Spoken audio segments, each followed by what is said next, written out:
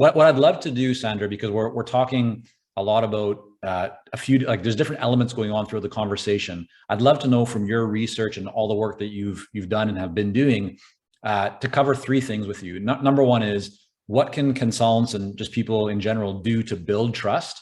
Then what are maybe some of the most common mistakes that you see people making where they go and actually lose trust?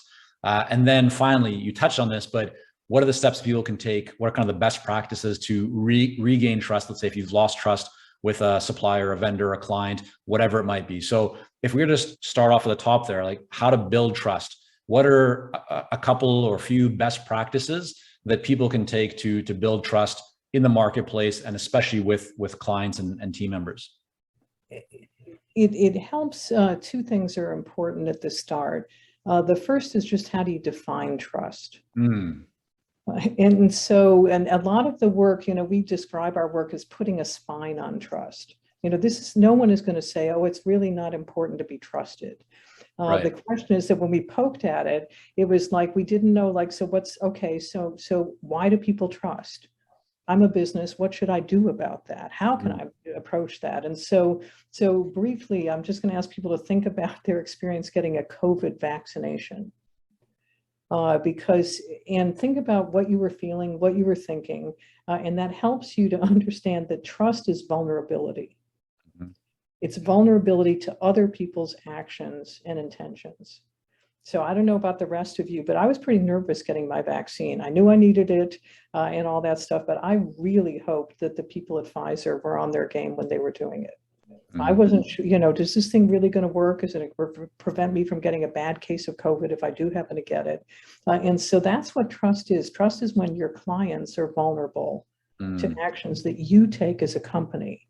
And so it always starts with the perspective of the other person, right? So we're not talking about how do you feel trusting. It's more, do they trust you? Right. And then what we found is that, and I'll try to do this relatively briefly, that people trust based on 4 dimensions. And let me spell them out using Uber as an example. Okay, so Uber, the first dimension is competence, right? So if you're not good at delivering the service that you say you're going to do as a consultant, you are not going to be in business very long. And so competence is the foundation of trust. It's funny because you don't think about it that way, but actually, why would you do business with anybody who wasn't good at what they did?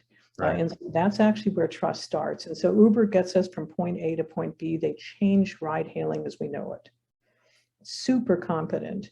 And then on the other hand, there are lots of people who really have qualms about using an Uber. And so that kind of says, well, guess what? Competence isn't enough, right? If competence were all it took, then I would just happily get into an Uber any old time. And it turns out I'm one of those people that actually has some second thoughts. There was even a hashtag at one point @DeleteUber from people who got so annoyed about the company. And so the other things that matter, quickly are, the first one is just what are their motives? Can I trust that they're going to protect my interests as well as their own? And go on.